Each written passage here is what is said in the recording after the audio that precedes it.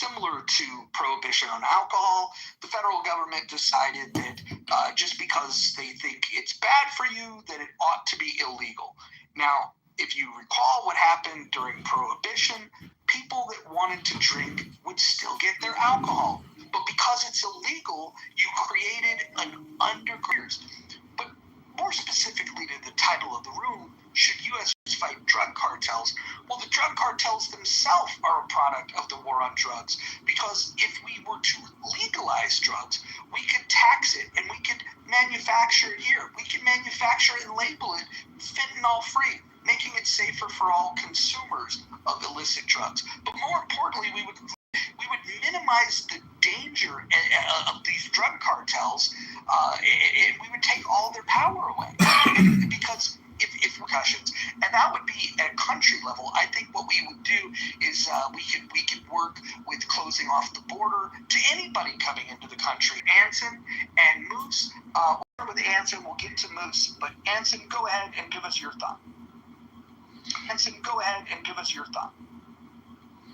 Well, the reason I'm eagerly anticipating what's going to happen in this room is my concerns that we clearly state the problem.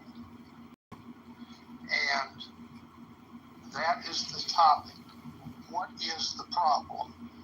And then we can, if we agree on the problem, but disagree on solutions, that is a legitimate debate, properly and calmly and rationally held. If we don't agree on the problem, then arguing about the solution isn't going to get us anywhere. So, Mojo, I think, stated the problem. Are the importation of illegal drugs in the United States a problem? And I think all of us would agree that that is a problem. Okay. How best should we combat that illegal introduction of drugs into America? That's a broad topic. This one has picked specifically, should the troops, U.S. troops, fight the drug cartels to mitigate the importation of drugs. So, to stay on topic, I would first suggest, and I will offer my opinion very briefly. No. United States military troops should never be involved in law enforcement activities, God forbid, inside the United States, but even, and the use of them to enforce the laws is wrong-headed and should never even be considered. So I oppose the idea of U.S. troops fighting the cartels, but I would put a caveat to that. If they come into the country, cross the borders, and law enforcement is unable to thwart that action, then military action by the troops to enforce the sanctity of our borders might well be considered. I'll leave it at that. Well said. Moose, go ahead. Let's get your thoughts on the table. I agree. I'll keep it brief. I know we have other speakers here. So I agree with Anson. I don't think military, I don't think that was ever the purpose of the military, to enforce laws. They're would essentially make us literally a military state. And where we draw the line is even a bigger problem, right? If we're let's war on drugs, right? Like you stated earlier, Mojo with Nixon.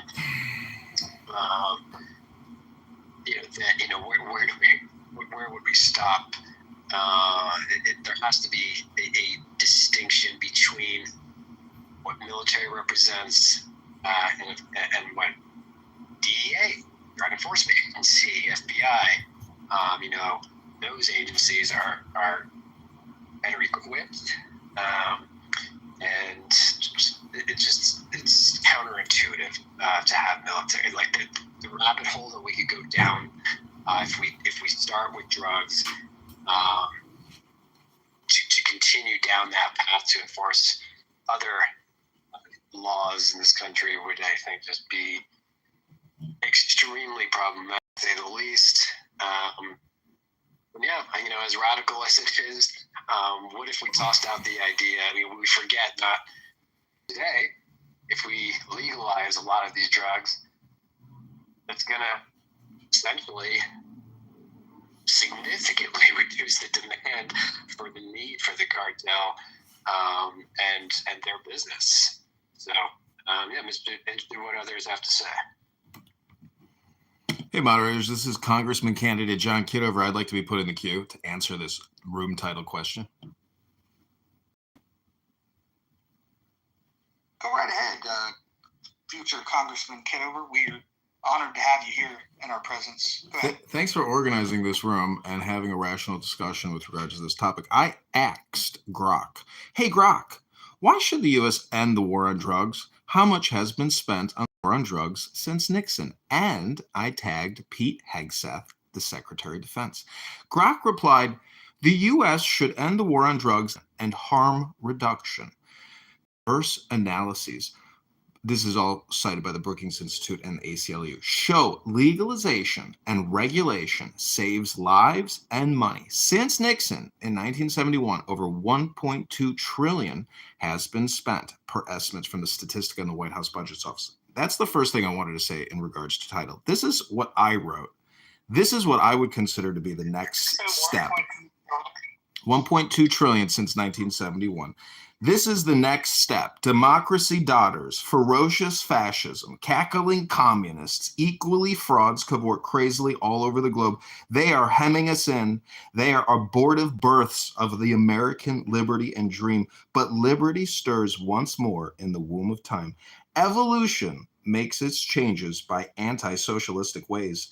The abnormal man here on Clown House who foresees the end of the times and adapts circumstance intelligently is laughed at, persecuted, censored, put in the goo, often destroyed by the herd. That's the individual in more and more ways. We think in terms of the herd.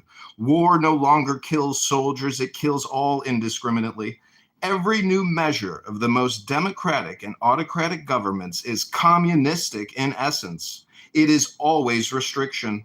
We are all treated as imbecile children. DORA, the Acts, the motoring laws, Sunday suffocation, and clubhouse censorship. They won't trust us to cross the roads at will. John, you're getting off topic. Well, I'm just about finished. When I'm finished, I will say I am complete. Fascism is like communism and dishonest into the bargain. We're not discussing fascism and communism. We're discussing military troops to fight the drug cartels. Thank you very much. Well, the moderators have spoken. Take 30 seconds to give us your opinion on whether U.S. troops should fight drug cartels? Sure, absolutely. The United States military should not use their most precious asset, our troops, to attack international narco-terrorist organizations. Instead, we should no longer allow illegalization and incarceration of Americans who choose to use intoxicants. In fact, we should let out all prisoners in all U.S. prisons who are there for using drugs. And we should also stop all funding to the DEA, as well as cut the NDAA by $400 billion per year and bring down our national defense budget to $600 billion a year. I am complete. Wow, Mojo, this is pretty informed there. He's quick on the numbers. Yeah. Would anyone like to take the position that we should have U.S. troops fight drug cartels? It seems like that's a position that Donald Trump is leaning towards. I'm just curious if anybody supports that option. Anybody?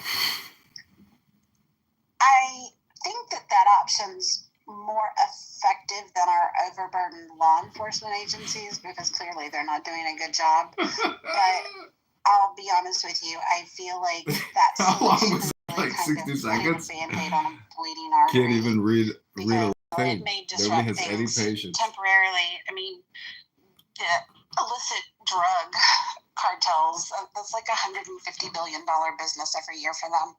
So that's not really going to do anything to fix the problem. And, you know, I have some reservations about legalization simply because, you know, I worry particularly about the youth in our country and normalizing the legalization of drug use. I don't think that's necessarily a great idea.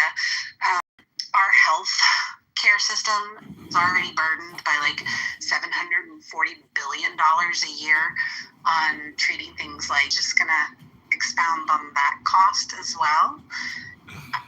And I don't really know that decriminalizing it, which is kind of like that midway road, I don't know that that's even really a solution either, because that really isn't going to do nothing for controlling the supply-demand issue, which is going to still give the cartels power. So I don't know. This is not an easy fix. I would love to hear somebody that disagrees with serendipity there. She was the first one to really offer, support of the idea that, or at least consideration for U.S. troops fighting drug cartels as an option that might be more beneficial than what we're currently doing. Does anybody want to respond to that, Anson or Moose? The troops to fight the cartels. But she said that law enforcement is not doing a very good job in fighting. First of all, again, we got to be careful.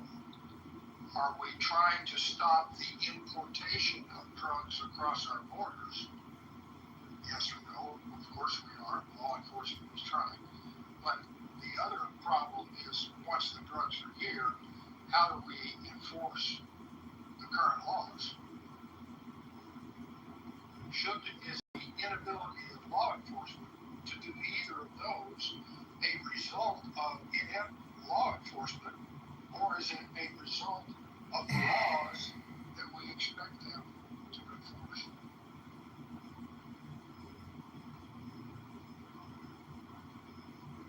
It's an interesting thought. Adams, you were supporting what you heard Serendipity say. Did you want to maybe build on that and perhaps respond to what Anson said? Give me a second. Sorry, I'm in the store. But there's I'm not nowhere near as educated on this as Anson or even Jonathan, but the gut tells me that you think of war, you think of allies, right? So drugs are all over. The cartel doesn't just bring drugs to America. They have dealings all around the world. At least the big cartels, right? So it would be one of those situations where, just like a war, you need allies, around the world to combat the takeover of these governments where these cartels are in the government. And it's very complicated. I don't know how to answer this.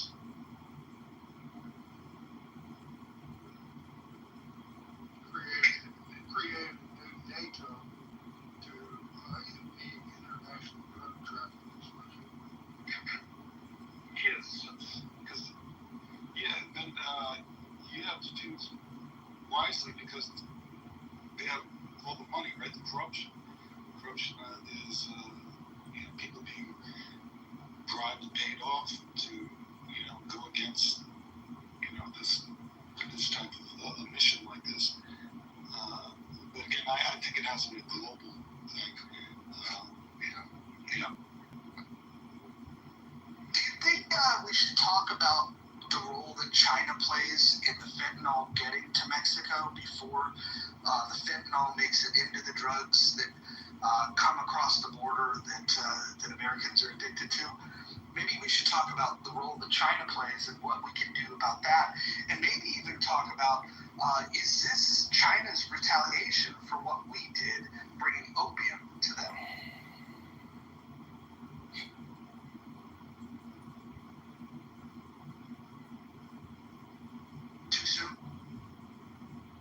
Well, when you see how people respond to the fentanyl, the zombie apocalypse in major U.S. where people are just lurched over. I smoke cannabis and I drink alcohol, beer and wine, and sometimes vodka. I don't think it's good for my health, but I still enjoy the way it makes me feel. But I'm not lurched over in a street. That drug is part of this and love for our fellow citizens. We shouldn't allow them to even have access to it. Or we should. See, I think you can play both sides of if I hate to go off topic, but if the room doesn't look at this as a philosophical topic as well, I think there's a big point to miss. It have been a priority. It shouldn't be homelessness per se at scale. If you go to usdebt.org, they say we only have 700,000 homeless in this country. Bullshit. There are millions upon millions. I think it's probably like 10 million, maybe, Americans are technically homeless. There's just so many variables to deal with, I feel like, and this is always like an all or nothing question. Should we end the war on drugs, or should we use the military to deploy? I mean, can you imagine if the U.S. Air Force starts doing strikes on the southern border against narco terrorist assets, their facilities, their growth fields, their distribution routes? When does the war end? We need peace, and that's why I say philosophy is important, because if you're not exhibiting a positive vibration like Mojo and maybe the mods, we'll never have peace in this country. We will have perpetual war and debt until the eventual eruption, destruction, implosion. We will eat our own substance out by being neurotic and engaging in nonstop warplay, gameplay of that nature. We need to focus on business, and a good business doesn't involve airstrikes all around the world 24/7.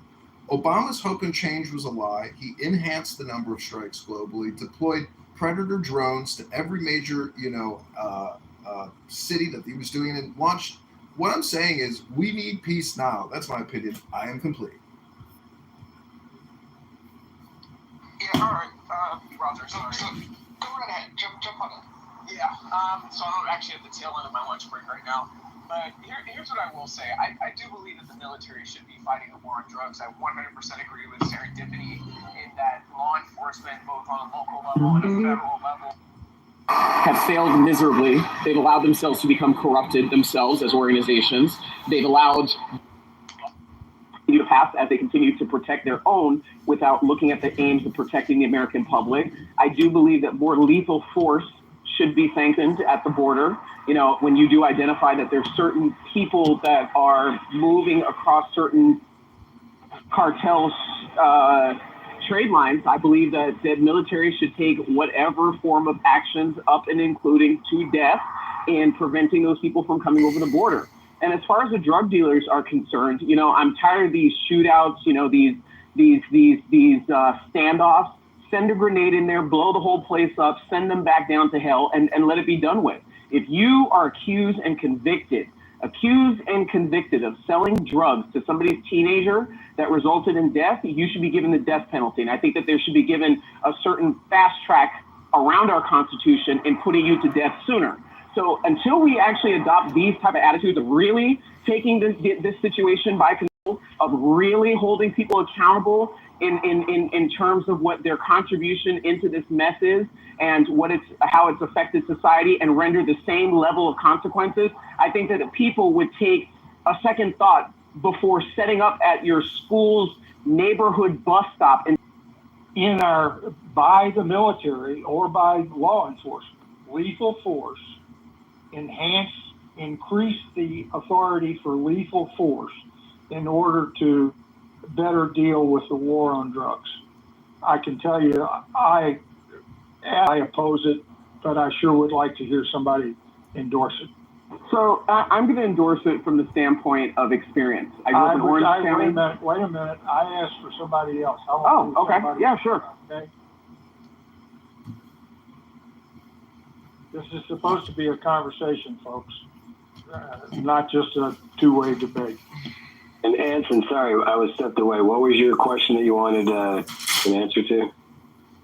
Should we better fight the war on drugs by dramatically enhancing legal penalties I'm not going to go.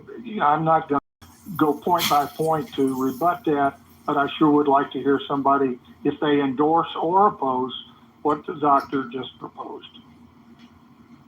Gotcha. Well, I'll say real quick before somebody else wants to go. Apparently, California has of this year Prop 36 addresses specifically that, where if prosecutors are able to pinpoint an OD, mostly around fentanyl, but I'm guessing it's around other drugs as well, to the dealer, they potentially could be charged for homicide, or at least involuntary manslaughter. But that is using existing laws with more rigor. It is not increasing this. It is not using the laws to increase legal penalties and use of lethal force in our streets and on the borders. I could answer this for you, Captain. Sir, with all due respect, I would disagree with it. But I would agree with you if it's the only plan to target cartels and not fundamentally work with the Mexican government to help shore up some of their, in some facet, to help build their economy so that the people could work. But sir, with all due respect, these cartels traffic, kidnap, ransom, torture. They take wholesale groups of people, and I don't know, sir. Like if I have received that order, I have no problem sending them to go meet Davy Jones, and I would do it gladly over and over again, just because of the level of violence and human degradation that they bring onto the world. I don't know if it would fix America without other internal policies. I'll leave that for the people that are smarter than me. But as somebody, I would say, let me at them, sir, and I promise you they won't cross a single line. Would you use that same, if you were ordered to go into the streets of America to do what you just suggested we do as a territory in Mexico? I would never want someone like me deployed on the streets of America. Americans don't want me on the streets of America trying to go target people. Like internally, that's up to the people here. You have to decide what kind of stances and policies you want domestically. But should we bring in people that are and put them in? It kind of irks me on that. I say let us go and draw the line at our model. If you look at, for example, Portugal, where they legalized drugs, but they also destigmatized it and opened up a lot of rehab facilities to make sure that they could help people that suffer from addiction. This was the Portugal approach, which was very libertarian in their desire to allow people to do what they want to do, but offer them the help that they might need. If you compare that to a zero tolerance policy, such as Singapore, where they have harsh penalties, small amounts of drugs will result in many years in prison and even being caned.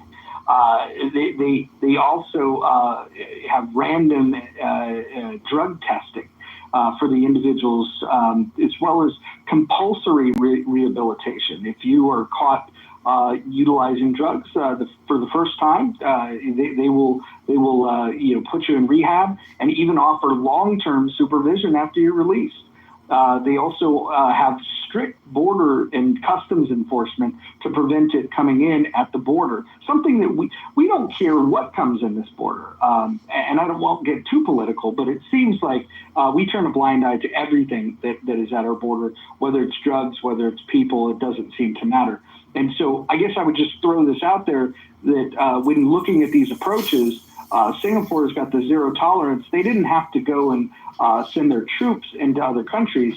They were just able to take very drastic measures within their borders, which has resulted in probably the lowest drug use that you'll see of any country on planet Earth.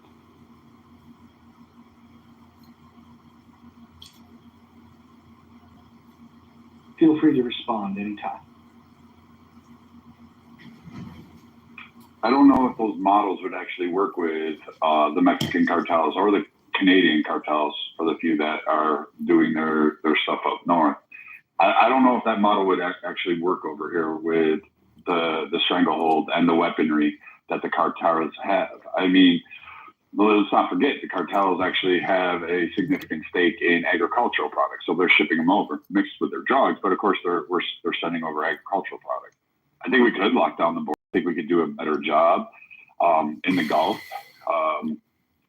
And I think domestically, you could say, "Hey, we're gonna remove some of these scheduled drugs, and you're gonna do you." It hasn't looked so great in Oregon, Portland, particularly. I don't think people should be in prison because whatever they want to do to their body, they should be free. But I also don't think we should have the Mexican cartels hooking people. All of that combined, I feel these cartels prey not only on the Mexican citizens, but also on United States citizens. And I think we could do a better cooperation with Mexico and even the Central American countries at large. I've got a quick question for you, Brad. Mexico and Canada take strong exception to you and me as military members going across their borders to fight the cartels. How do you deal with that?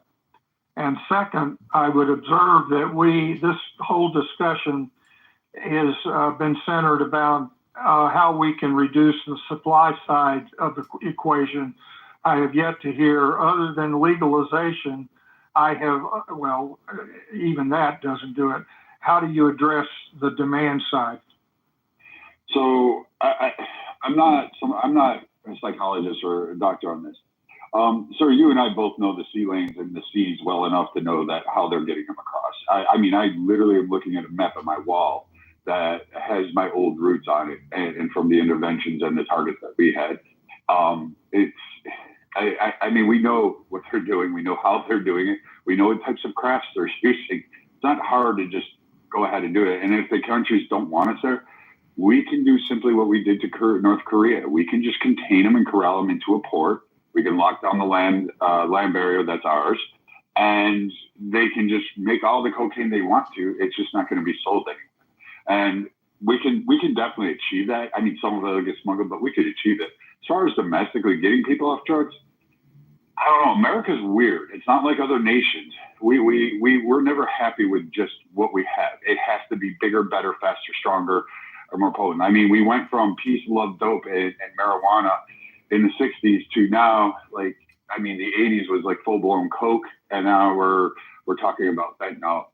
And it seems every 10 years, 20 years, it seems like something bigger, better has to come along for Americans. We're just never happy with just a simple joint. Even marijuana is not marijuana from the 60s. Today, that shit is, good luck with that. You're not going to find that. I've never heard people talk about THC levels and how excited they are to walk around like a zombie just from inhaling or taking in THC. So, I mean, I don't know. How to treat the domestic side, I really don't know. Maybe make it legal, but making beer legal didn't cure alcoholism. So I don't think making drugs is going to solve that problem.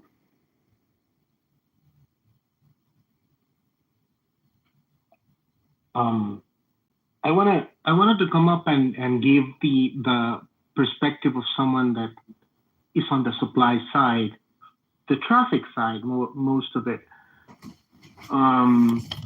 because we don't produce, but I am in Guatemala, so we don't produce the drug, but we are the number one gateway of it towards the United States. So I put in a picture on the chat that I uploaded to my iCloud, so you can watch. It's a very old picture from, I believe it was Inside Crime that did it, a full report 19, and it still is the situation. So most of the South America women online, but it's the difference between Gary Scott and Allen and Dismal.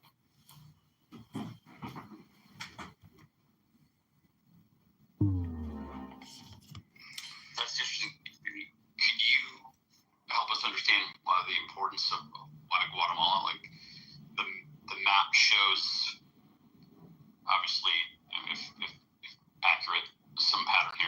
is the strategic advantage? Is it geographic? What is it? What's the out of Guatemala? It's the last country between Mexico and the United States, and it has shores in each of the oceans and ports in each of the oceans. And it's always been like that. It's been the choke point of the drug traffic from South America production into the United States. So it's shipped here through submarines or mostly flights, and also by land. But if you see those are the routes, the known routes by law enforcement of shipments, and well, I think it speaks for itself. Hey, this is Congressman candidate John. I'd like to interject some new information into this conversation. It is relevant and topical. The U.S. national debt is now at $37 trillion, and the U.S. total debt, which is unfunded debt and interest, is $105 trillion. So if you want to go to war and fund trillions of dollars to go to war to do airstrikes on narco-terrorist assets facilities in Mexico and other countries, because it's not just going to be Mexico. They've got targeting destinations all around the Caribbean, I'm sure. And now that they put a $50 million bounty on the head of Venezuela, there's a lot of assets that can be targeted by our beautiful and multi-trillion-dollar Air Force. The question is opening Pandora's box in our best interest, or is fiscal responsibility, prudence, and common sense in our best interest and the true nature of self-defense, which is, buying what you can afford and being frugal and prudent, as opposed to just spending trillions and trillions and trillions of more dollars on forever war against narco-terrorists? Is it worth it?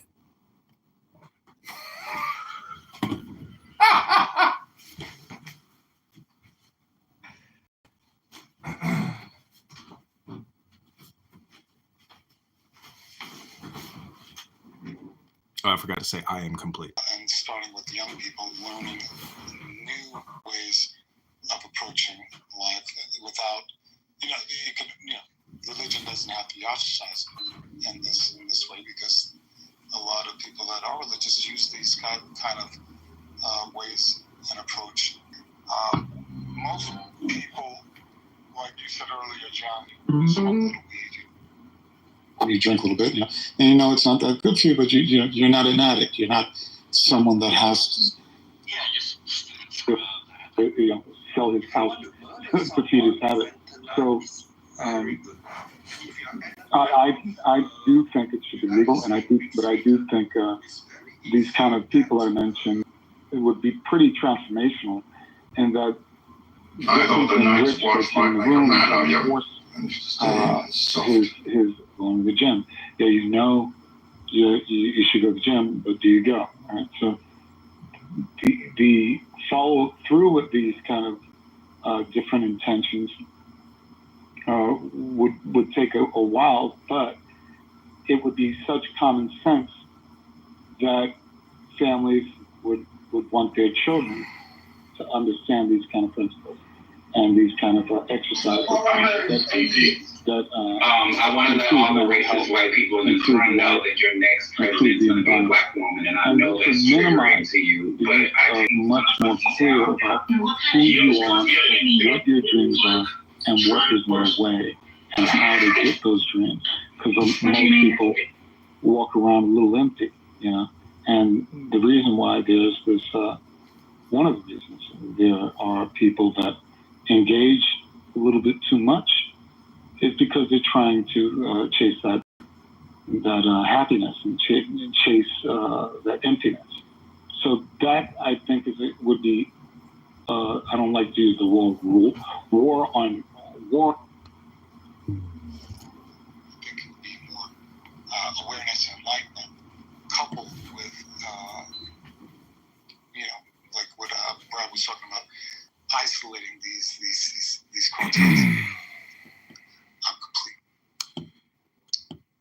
Can I just say? Go ahead, John. I always like to ask the question: if you were king or emperor, or the number one guy, and you were looking after your tribe, your people, what are your priorities, for your people? And to me, if I'm sitting in the Oval Office and I'm the president, I'm thinking, how am I going to help the people of my nation? What can I do with them? Fighting drug cartels is not on my top 10 list of to-dos.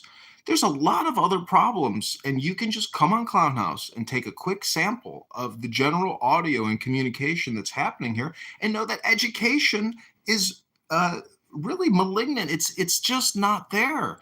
I'm lucky I can communicate clearly and speak English. One of the rules of this house is that you have to speak English.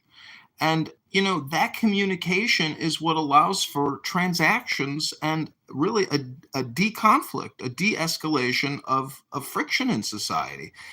I'm just saying that spending trillions of dollars to expand forever wars is not in the financial long-term positive vibration of our people. We have to be very mindful of the books now at 37 trillion. We can't plunge trillions, and we can't keep spending $2 trillion a year that we don't have. Thank you, John. Timac, I believe you are contributing to the conversation by exploring the demand side and seeking with uncertainty how to better control the demand side. And I agree that it's confusing, it is difficult. But somebody also said something related to prohibition, which I found kind of interesting as I thought about it. Prohibition was designed to drastically reduce the ravages of excessive use of alcohol in the country, and it failed miserably. And ever since prohibition, as far as I know, about 20%, 10 to 20% of the population suffer from alcoholism. And the country has pretty much accepted that. If we illegalize drugs, I wonder what do we find that maybe 5, 10, 15% of the country, many of them that are already suffering from alcoholism, do we accept that ravaging of the nation and comply with John's admonition to spend our money better somewhere else? I can't get around, making that access easier. What if I offered you an alternative here where, first of all, we have zero tolerance of narcotics at the border? I think that should be a start. And the legalization piece, I think, hear me out, could be worked into the private sector where we make sure that the drugs are fentanyl free. But then what if instead of, to alleviate your concern that you don't want your kids doing it, what if we sectioned off a portion of the United States? Let's just, for the sake of argument, we'll call it Barstow, California. And if we were to just deem that a drug zone and then say that it's basically Singapore-style drug regulations outside of that zone, and then Portugal-style,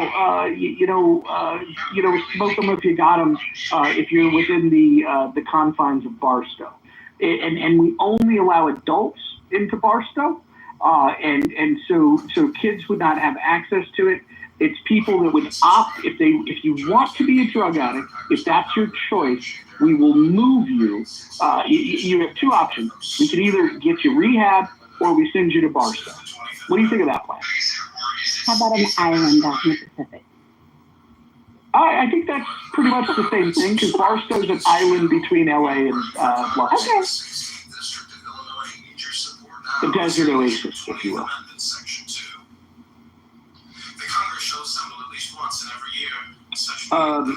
Adams, do you like that idea? That we legalize it in Barstow? Adams is busy. Okay, he does not like that idea. So Adams seems to be more in line with the policies of like Singapore, like the zero tolerance thing. I think it was good though. And Moose, I'd love to hear your thoughts on this. We have people that are across the political spectrum, maybe not equal representation, but it sounds like there's a couple of people that want to open up the possibility of using U.S. troops, but across the political spectrum, we're getting a larger agreement that using troops is the wrong thing. Do you think that's interesting that we're finding consensus across the political spectrum, Moose? Yeah, I guess I was surprised that there wouldn't be more folks that were pro-military intervention in the Nixon's infamous war on drugs. I also find it interesting though too. Actually, I'm glad that Serendipity brought up that point about legalized drugs and how schools and psychiatrists and parents are just quick to give the pill. Or really they paid a couple of billion. All that money prescribing opiates. Yeah, and I think that it was a slap in the wrist. I mean, a couple of billion for them is like, Good luck trying to get a painkiller because now they're overcorrecting because of the opioid crisis. It's like, you're not going to. I'm not going to be the doctor that going to be responsible for hooking them one. And so that's sad because now there are plenty of people that do live with chronic pain, have legitimate issues that are not drug addicts. It's quality of life, and so what we do as society is overcorrect to the point of where those folks who really need it have a much bigger. It's just far more difficult for them to get it, versus when they were giving it out like M&Ms and popcorn. But for some reason there wasn't really a lot of critique or scrutiny around the folks who were abusing the opioid crisis because it was legal. It wasn't, apparently coming over the borders. So again, hospitals use fentanyl on the regular. Obviously, they're not using it to the doses that the zombies that use it in these cities that are using it, of course. You hear about fentanyl appearing in marijuana. So it's, so if you're going to address the war on drugs, where is there's been some talk about rehab. I think Mojo, you were talking about, I think it was in Portugal, went with the libertarian approach of, more mercy. The drugs aren't the problem, the addiction is the problem. Well, I think that is usually one of the main divides between the left and the right versus no, you're using an illegal drug. Typically the agenda point on the right and the left is like, no, they just need help. They just have an addiction, and there has to be something in the middle that says... Moose, have you been to an open-air drug market in a major U.S. city and seen what it looks like? Dude, could you just let me finish, please? Anyway, that's really about it. But I found it hard to ignore that the opioid crisis we just sort of glazed over that. And many Americans, young and old, lost their lives to addiction, or their homes, families. But again, they were legal, so it wasn't really that big of a problem. Well, they couldn't get the pills anymore, and then they started having to go for the regular street drugs.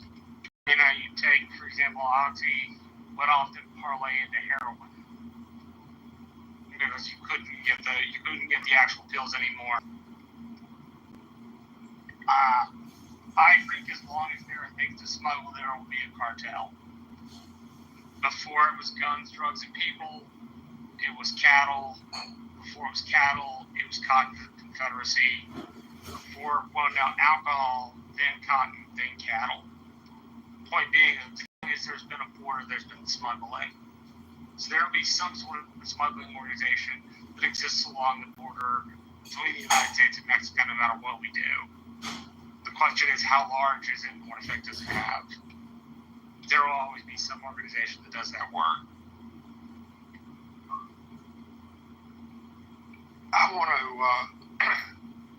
provide Mojo just provided a brief summary. I want to provide my own, if I may. First, I want to really thank Mojo for starting this room. This is the first time.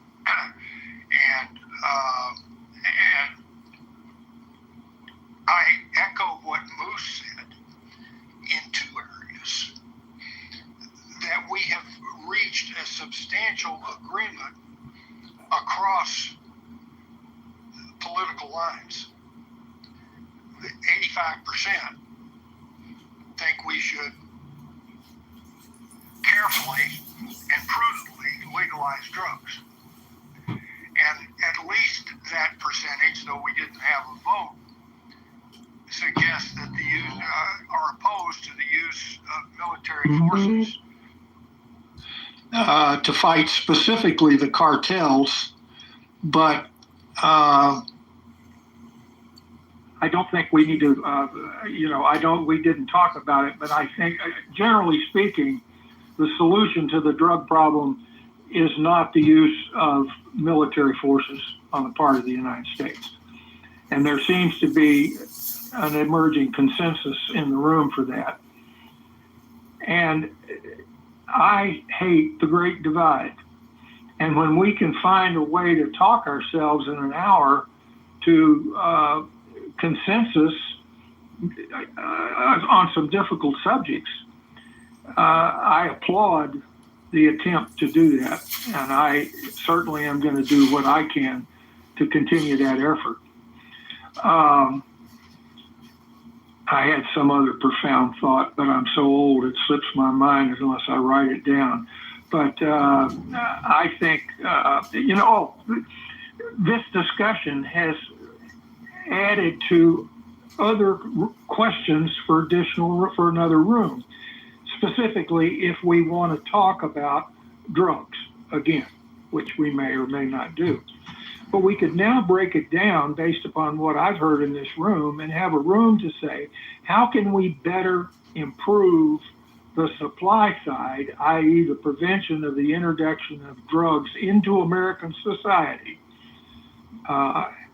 What are the solutions to doing whatever we have to do on the supply side? And then have another room on the same topic of how can we better address the demand side.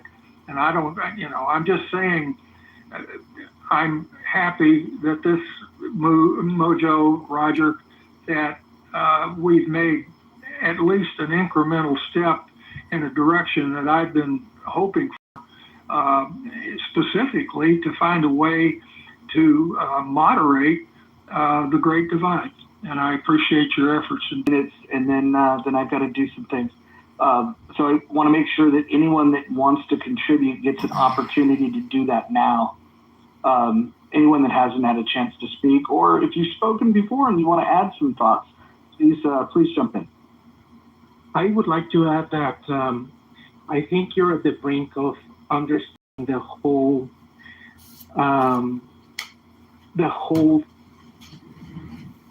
problem, and it's going to show to be a domestic problem. It is my belief, and I have very good reasons to think that the drug cartel, the principal drug cartel in the world, is the CIA and the intelligence agencies of the powerful nations in the world. So if you fix that, if you abolish the CIA, that would be a good day. Anybody want to push back on abolishing the CIA? I'll push back on it by describing or changing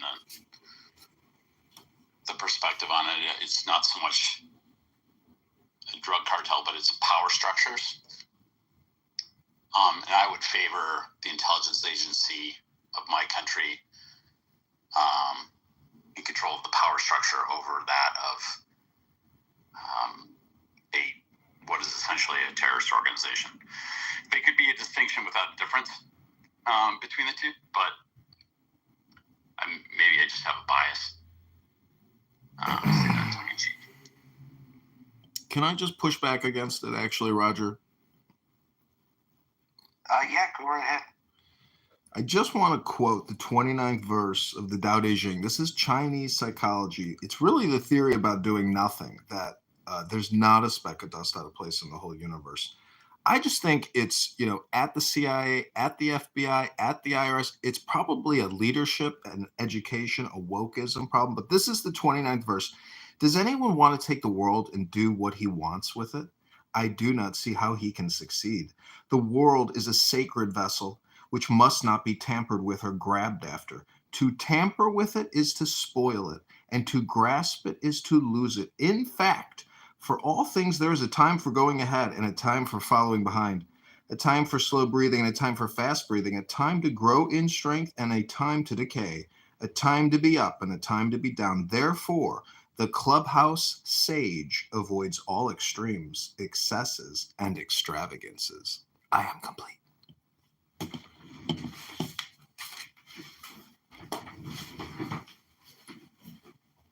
You know what I appreciated about this room most is in the beginning with Anson clarifying that we need to agree that there is a problem.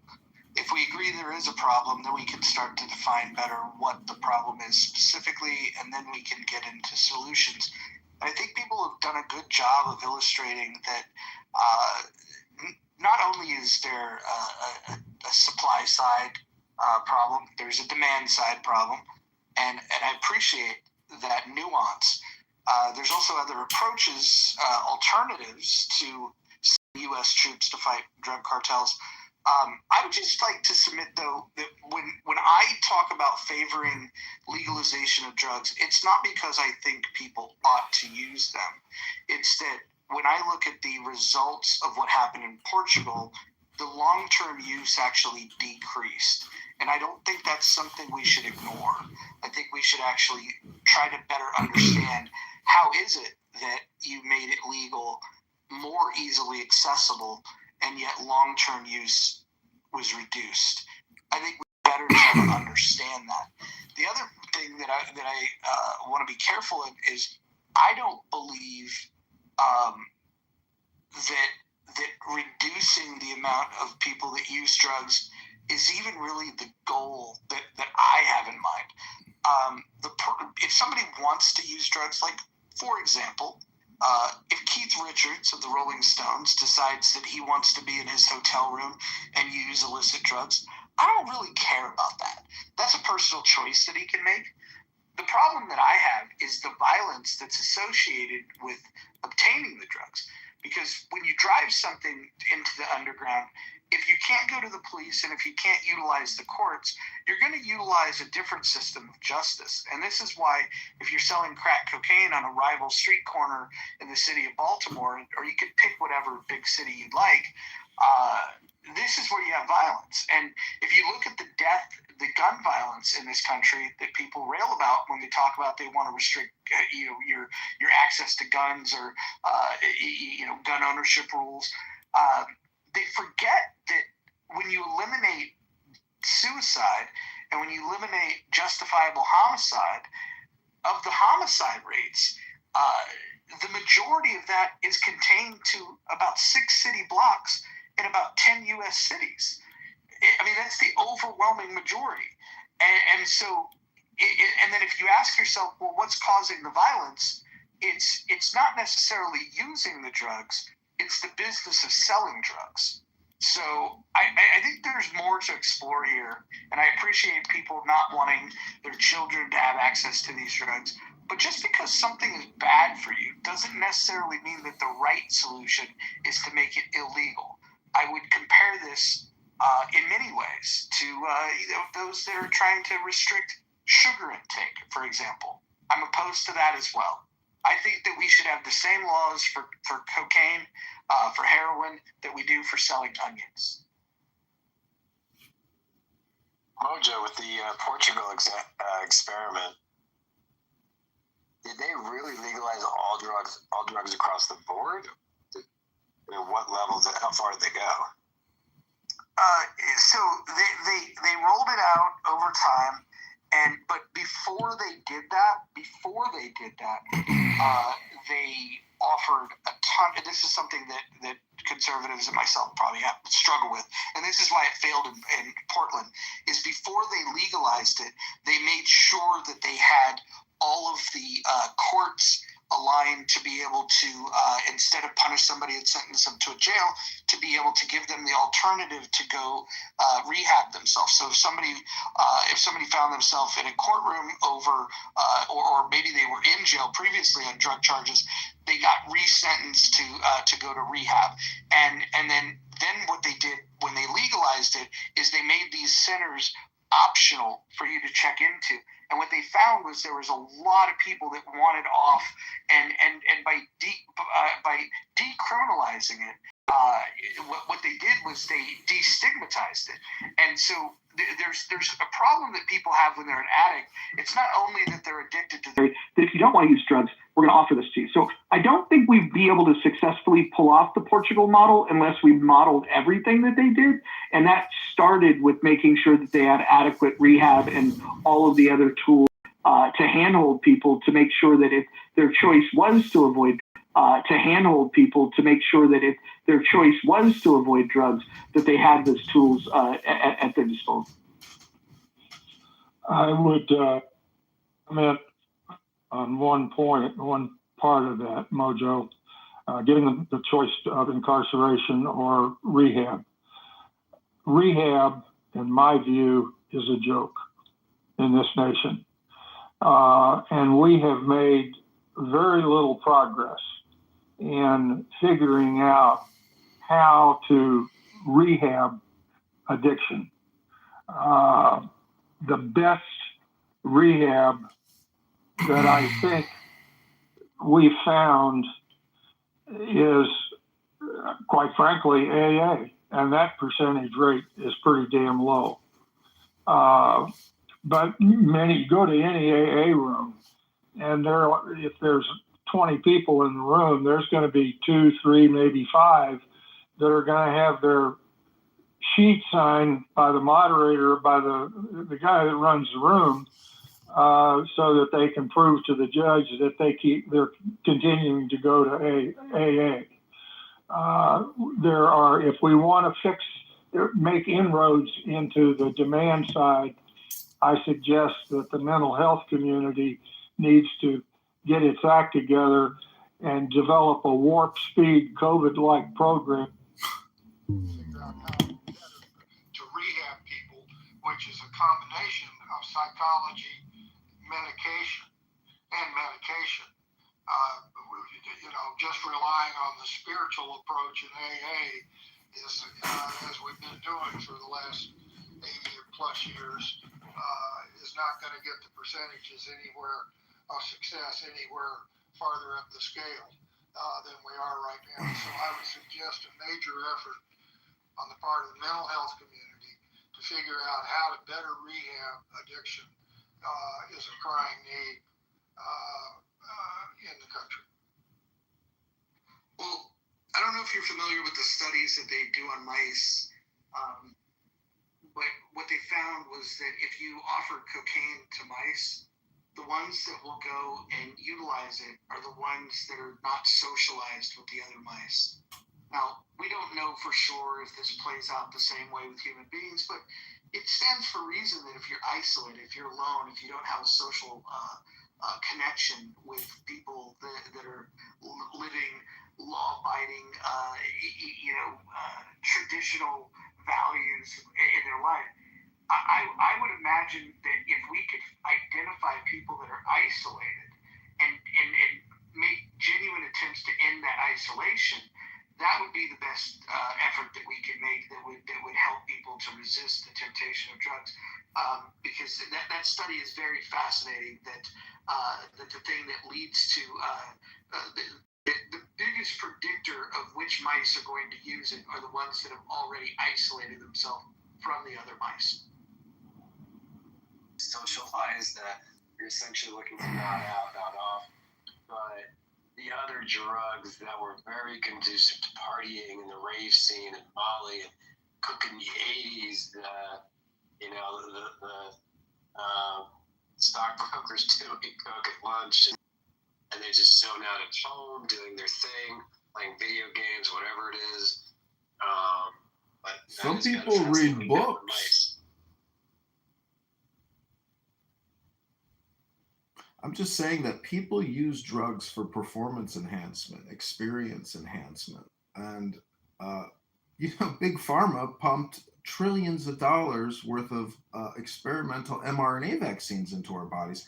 And, I think that a room that has an all or nothing title is generally clickbait. And I'm just saying that if you were to do a full assessment and expand your scope, you would see that this small little room title, which deals with a very specific, operation, because it could be global. It doesn't just have to be Mexico. Couldn't it be, heroin distributors from Afghanistan or Italy? Like, where does the war end on fighting international narcotic smugglers and terrorists?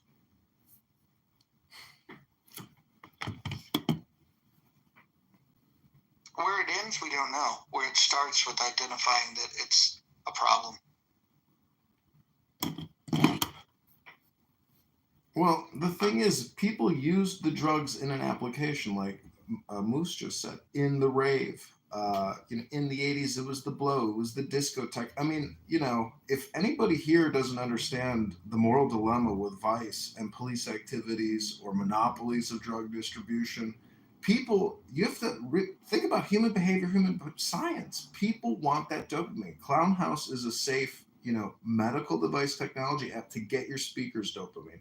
But people that go out on a Friday and Saturday night, a lot of those people use even more chemicals to enhance their experience. I think it's a waste of the chemical. I'm just saying I like the book club.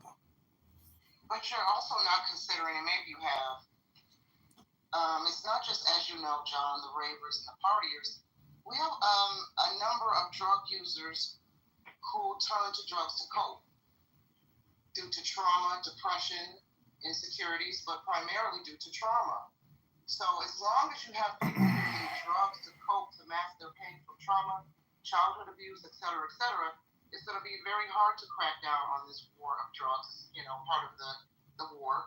People who need the drug, people who don't want mental health help, who don't want rehab, who go through rehab and fail because they're in a lot of pain. And no, I get it. Drugs is their only recourse. It's a short-term solution to a long-term problem. What I'm saying is, if you're going to use a drug, you might as well enhance your long-term outcome by using the drug responsibly. And in my opinion, a lot of people who use Adderall, many people use it, in college to study. That may not be that bad of an application of that drug to actually increase your intelligence. However, there's downsides to using Adderall. So it eats you away. It's methamphetamine. So there's an upside and a downside. It's a question is, what's your ROI on using that chemical in your body? Are you wasting it picking your toes in Poughkeepsie and playing, Clown House or play? Powerless over alcohol, and I was powerless over alcohol, and I was powerless over alcohol, and my life became unmanageable. I disagree, and I've got about 30 years of experience with this. I disagree with that, but I'm not going to rewrite the big book. My life became unmanageable, and then I became powerless over alcohol. If you address the unmanageability of an addict or a normal person's life, then you make tremendous strides in reducing the excessive use of drugs and alcohol. And I think you hit the nail on the head, NY, and I really appreciate that input. Thank you, sir. I've dealt with it in my family. I've had family members who were addicts. And one particular family member who was very, very close to me, I spent a year helping them kick the habit. And they have been clean and sober for about 3 years now. I dare say it's one of my greatest accomplishments in life. because I didn't think it was possible. And so I get it. And I know this person turned to drugs and alcohol to cope with a lot of grief, and trauma. And sometimes the mental health is not enough. The threat of death is not enough, to get them to get clean and sober. Incarceration is not enough. Sometimes tough love and patience win. So I just wanted to add that because John was mentioning in the party element, and I didn't know if the mental health element had been discussed yet. Yeah, as someone that had a drinking problem, I realized that undergirding that was a thinking problem. There were choices that I was making that led to me not being where I wanted to be at that time in my life. And by turning to alcohol, I didn't need to think about those things. I didn't need to think about, maybe, not achieving the level of income or success at that point in time in my life. That all came later. But the alcohol, some of it was fun. Some of it was like, hey, let's just go out and have a good time. But the reality was I was avoiding dealing with other issues that were I was more comfortable with spending my like a ridiculous amount of money on alcohol and spending all of my evenings overindulging and then spending the next day recovering, because that was less of a problem to me than dealing with the fact of financial success, all of those things. And so it's a thinking problem. And so I would say that where you find addiction, you've got something that precedes that led to the addiction, that made the addiction tolerable. And by the way, nobody's out saying, hey, I want to be an alcoholic. You start out with I've had a bad day, I'm going to have some drinks. And then all of a sudden you have a pretty good evening. Now your next day is going to suck, but that just leads to more drinking because we've figured out a way to solve that problem. Then when you're having a good day, well, now you want to celebrate. And so then everything that happens becomes a reason to drink. And I don't have an addiction to other substances, so I don't want to speak on those things.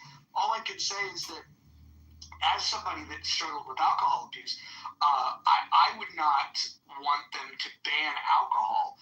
I would just hope that people could be more thoughtful of like, why am I turning to this substance? And my life has improved dramatically since I stopped drinking. And so open invitation if anybody struggles with alcohol and they need somebody to talk to, you can back channel me. I'm happy to have that conversation. I would like to offer a controversial contrarian position to the defense of alcohol in 2025. Go right ahead. So I think anything in excess is, dangerous. And there's a lot of people that work for alcohol distribution companies that live in Chicago. And there's a lot of bars and a lot of restaurants that sell an ice cold beer with a delicious slice of cheese pizza and pepperoni. And, that's part of society. I think, I told my mom the other day, I was like, Mom, why don't we just do a podcast and we'll call it Let's Complain About Everything and Be as Cheap as Possible. Because, to me, that's kind of a Protestant ethic. But the fact is that you can go to Walgreens right now and choose from 50 different cigarettes and buy any type of alcohol, liquor, wine, beer, and that shit is just as dangerous or as damaging as all the other drugs, really. I mean, some completely destroy your brain, but, in terms of enforcement, there is this double jeopardy with vice and police criminal activity and, gangs. But the fact that you can go to Walgreens and buy a publicly, approved of type of product, I'm just saying there's not a speck of dust out of place in the whole universe, but to send special forces overseas to conduct assassination, hits against narco terrorists is very dangerous. And if you're a parent and your son is in the Army or the Marines and you want them to go over there and start killing narco terrorists, well, there's probably a better strategy. And, if you play chess, you realize you don't sacrifice your soldiers in a futile attempt to control a drug marketplace. Work within your perimeter, secure a 360-degree perimeter, and work your way in.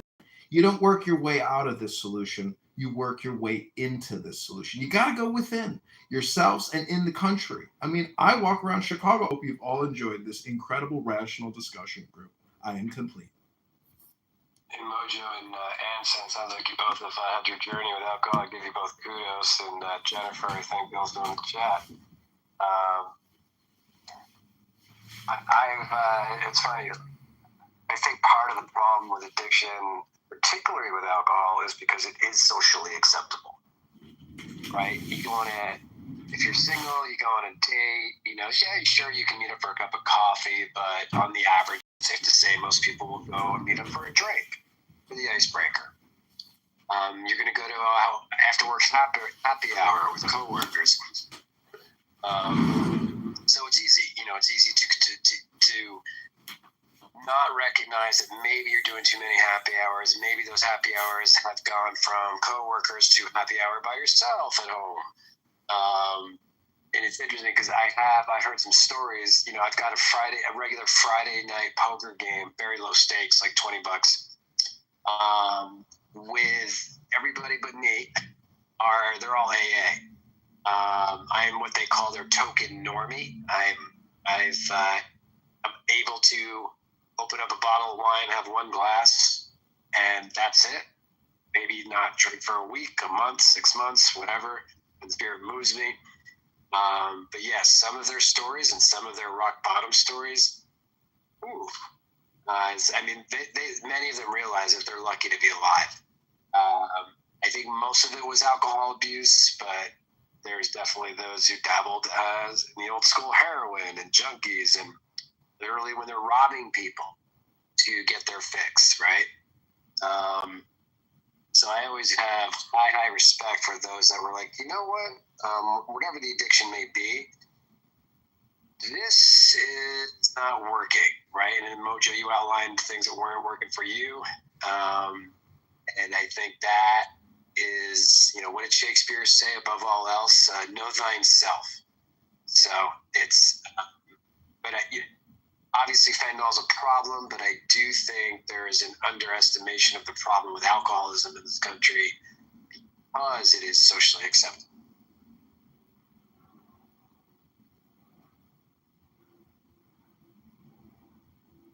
Yeah, the socially acceptable part is interesting because what I would do is go to these places that would be socially acceptable, and that would be my most moderate time of drinking because I knew that the people that are there,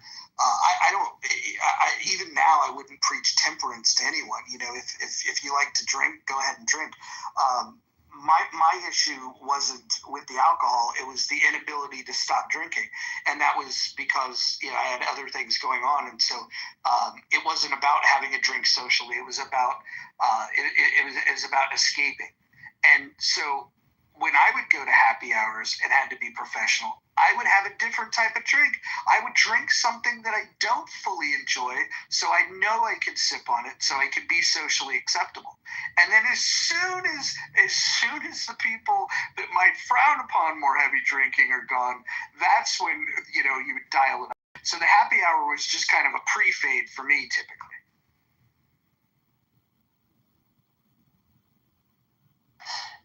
It's so common and so pervasive in society. That's not a unique story, Raj. It's that's the thing, right? And yeah.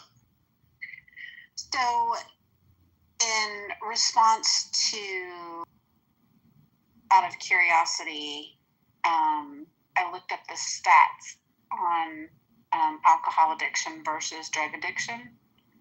Whereas alcohol being socially acceptable impacts, according to the WHO globally, 400 million adults.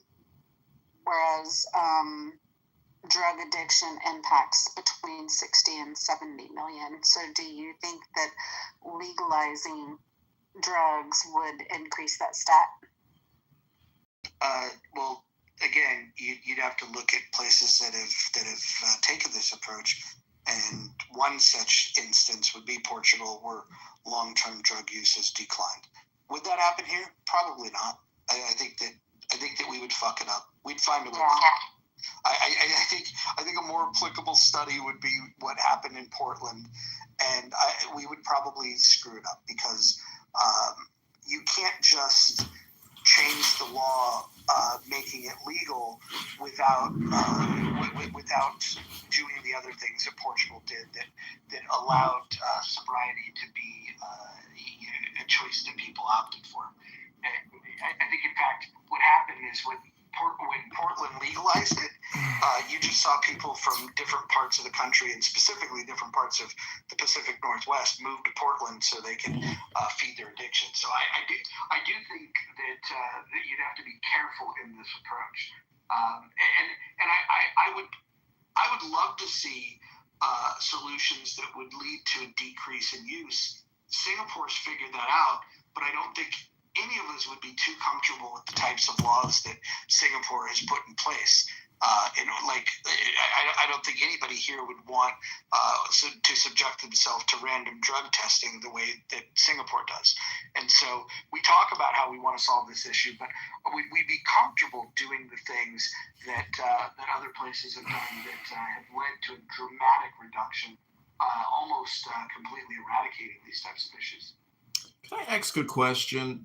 I said it before, but logically here, who thinks that a two-pronged approach attack to go exterior or interior? I think just going interior, to me, is the smarter, logical approach to the war on drugs. Who here thinks a multi-pronged attack, going internationally, engage in military and violent confrontations, possibly killing thousands of civilians in the process?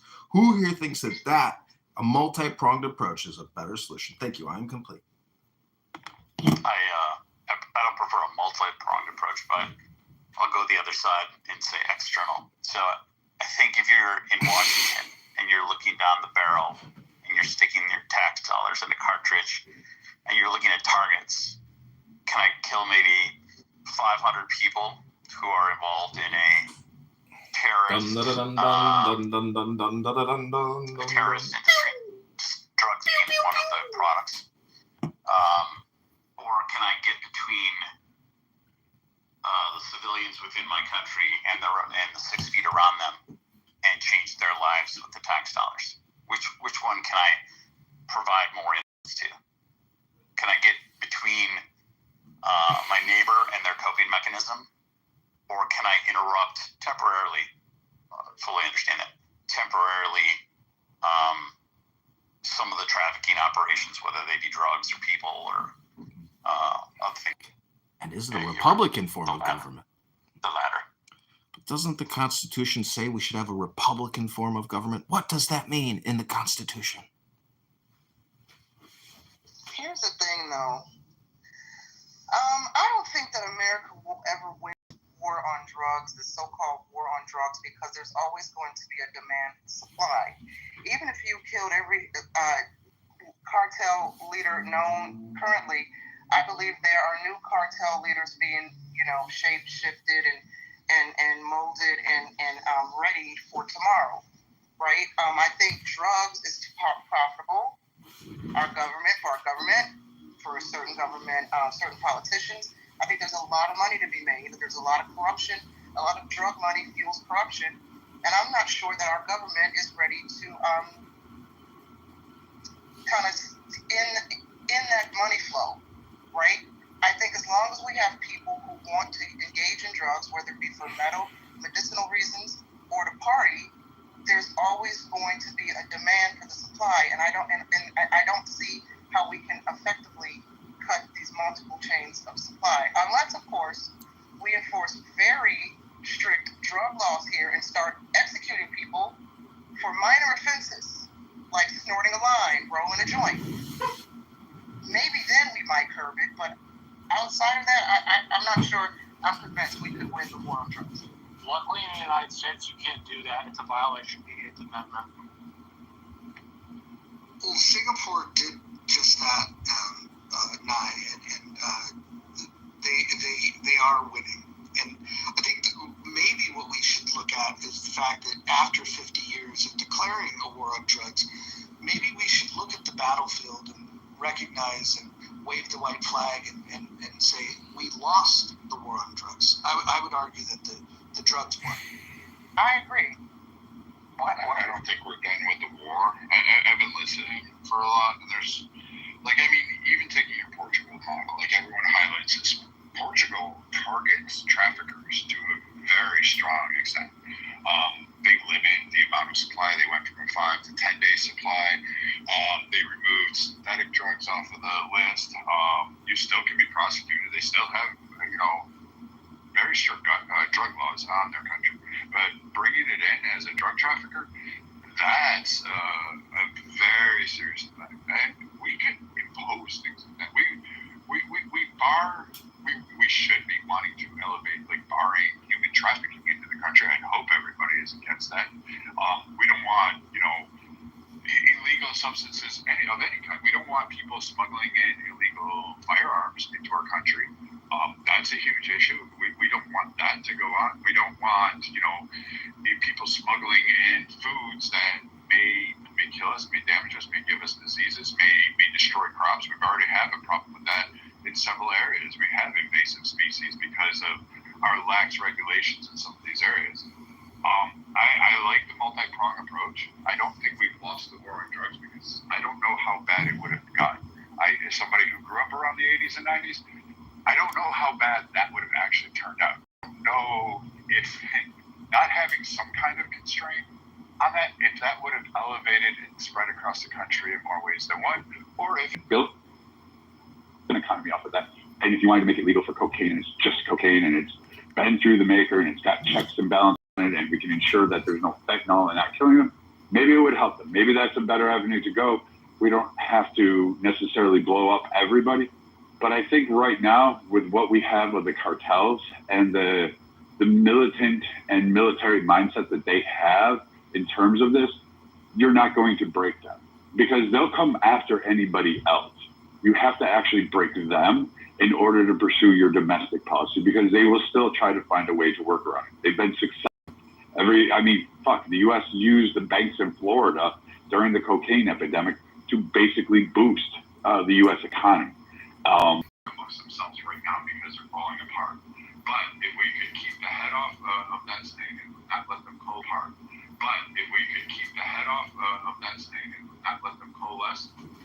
it'll make short work of what we have right now. It's not that difficult to perceive. Hey, John, you asked a good question. If I was king, how would I allocate the resources? And this is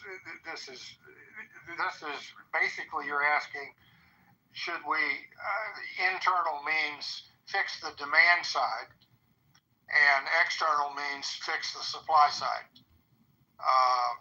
And if I was king, I would say 70-30 on the demand side and very careful management of the resources of what that 70% is. To just say, I'm going to spend a lot of money on mental health is not a specific management of the addiction problem and the drug problem.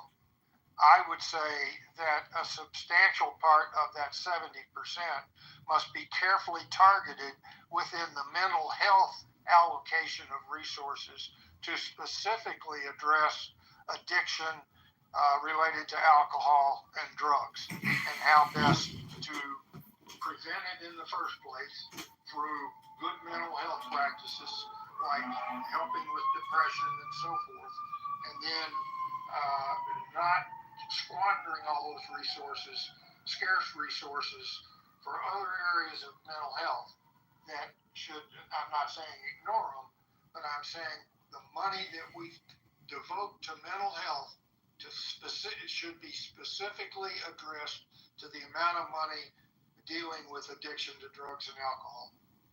But what is mental health but education? If you're so stupid to go to Costco and Walmart and buy giant jugs of vodka and drink them every single night in your 60s, I mean, is that the smartest thing to do for your health?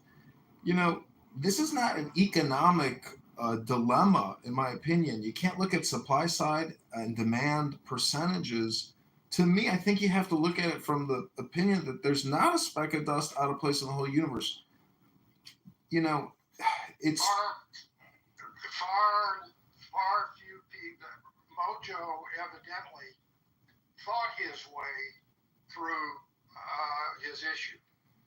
I have been unable. I was unable to do that, and it was more than just thinking on my part, which ultimately became stinking thinking. And I'm a fairly intelligent guy, but my thinking was stinking. Therefore, I needed external help. Fortunately, I've availed myself of that, and it's helped me dramatically. So it's not just thinking your way individually through the solution. I have AA books, and they are so wise and beneficial, but reading it versus talking about it, I'm just saying from a public policy standpoint, so we waste our money, and now we want to spend more money. I want to try to stay on topic. Thank you. I'm just saying to fight international drug cartels costs money, and the only way to get that money is to borrow it, and then you spend it. So unless you're all prepared to rubber stamp and sign your name on a piece of paper that says, I want to borrow $1.5 trillion to continue to fund the war on international narco-terrorists using our military and CIA with no supervision or transparency, and just write a blank check, there you go, spend it. Thank you, John. We've heard that before. I have a question, and I've never thought of it this way until I'm hearing these different opinions. But and I'm firmly in the camp that we don't use the military. But let's just say, as a thought experiment, we were going to use the military, and let's say we were going to take out the cartels, and let's say we were going to go and incinerate the opium fields and utilize the military in a way that destroys the ability to create a supply of drugs in the first place. We could do that. The problem that would then come from that is we're spending money to do it, right? We're probably not generating a lot of goodwill in doing that. An easier way, and maybe a more cost-effective way than sending troops, what if we just did what we do to farmers when we tell farmers that we don't want them to grow something? We give them a subsidy. And again, I'm not saying that this is an idea, but as a thought experiment, as an alternative to the federal government using troops to go kill these people, what if we just told the cartels, hey, how much money are you making off this stuff? Okay, what if we just paid you to not sell it? And then and then incentivize them, create an incentive structure for them to not sell drugs. So borrow and spend to encourage them to obey our laws? So blackmail them. So, we tried this in the early 80s, or late 80s, early 90s. We tried doing some of this stuff, what you're suggesting in Central America. Bribe them. The problem with I'm just highlighting one of the significant problems, is that the CIA and our United States government decided to become a player in amongst the drug trade. So we were, running guns and drugs and cash all around freaking Central America and flying them back and forth. If the U.S. government was to say, hey, I'm going to take a policy, we do not need these criminal cartels here. The Mexican people don't. I'm going to get with the Mexican government and I'm going to say, hey, we can help you. These are going to be issues. We're going to do it with you or without you. With you, what we can do is, I'm not going to destroy your land. I just want cartels eliminated. I want the power structures and the power vacuums gone. We're going to seize those funds because primarily they come from the U.S. We'll make sure that we have agreements with you, and then we can open up trade relations. I'll subsidize you as long as you promise to proactively ensure that we don't have the rise of cartels here. Help stabilize that country. We're investing. Let's open up trades. Let's do this fair trade practice, and let's get this thing going and kicking off down the road. All of a sudden, you have more benefits out of this than you would long term. The problem comes is when you allow the CIA to say, hey, we've got $1 billion in cash here that's literally being eaten by rats and it's floating in a barge. what do we do with this? And you park it offshore in a Cayman Island account. Now you've got major problems there. So if we were just to target that, say, hey, we're going to seize it, and we're not going to get that money, and we're not going to fund you weapons. I won't conduct revolutions on there. I'm not going to give you other assets. We are just targeting the cartel leadership. The cartels will break, they'll run, and then the people can decide. And I don't think a lot of people know what cartel, like living with a cartel is like. But if you ever want to, there's a couple of documentaries on it. There's some great journalistic on there, particularly by National Geographic. They can tell you, and it's not fun for these people. So it should be a human rights campaign for all those screaming about human rights. This would be one of them. Yeah, I'm surprised that you don't have people protesting, sitting in the street, like save these villages, towns, because they literally live under the oppression of the cartels, and their children are threatened, their women are raped. Like that stuff goes on for them. So I'm just confused as to why we want to spare the cartels. There's a great documentary series, actually, Brett, Dirty Money. One of the episodes is exactly to your point you're talking about earlier with the banks and laundering. It's actually called Cartel Bank, HSBC, and how they have been laundering money for the Mexican cartel for decades. And essentially, were never held accountable. Couldn't follow the money, just politicians bailed them out. But the amount, there's the infamous scene in Scarface where they're literally, you see the bank president looking out his window, Tony Montana and his henchmen are bringing in like duffel bags, like a convoy of duffel bags stuffed with cash to be laundered. You're like, it's just a movie. Nope, it's real. Well, Brad, what are you suggesting? That the U.S. military be the Knights of the Round Table and liberate these people from these oppressive drug lords that control them and manipulate and abuse them? Is that really our responsibility? I'm asking a question. When our own American citizens are threatened by here, I am not the one to sit back and say, let's just pull the curtains and double lock the front door and just hope it goes away. I'm more of the type of, I see the problem. It's been an ongoing problem. Why don't I just go out and kill the wolf? And then I don't have to run and hide from the wolf. You're saying there's one wolf? There's a lot of wolves in this pack, right? Doesn't matter. All I have to do is just keep hitting the head, and then anybody who wants to sit there and try to be the alpha, I can take them out. Our military, our men and women are really adept. I will give our men and women. If you gave us no holds barred, and you said, hey, I need you to take out like the Sinaloa cartel, I need you to target them. I'm giving it to you. I swear to you, before the end of the week, you will see a massive of everybody associated with that cartel stacked high, and that'll break it. And we can do that very easily. We could drop 3 Rangers in a country and destabilize an entire nation, and don't think we haven't. You have to actually think about this. We could, without the political involvement, without the tit for tat, without the corruption, if you really truly being that virtue of saying, hey, this is a threat on our border. This is a threat to another nation. This is under attack. Their government is okay, the show's over. The mojo vibration has left the building. People can't fight for themselves. And it's on our southern border. I say go out and let's kill the wolves. Like, it's not that hard. Let's sign up. So let's say you take care of the Mexican problem, the Mexican cartel, but if I believe behind Mexico, it's China and India are the second and third largest importers of illegal drugs into this country. That's a little trickier logistics to handle. But Moose, if I cut off the Mexican connection, we're just trying to have the import. They're not going to do Canada. They're not going to send it to Mexico.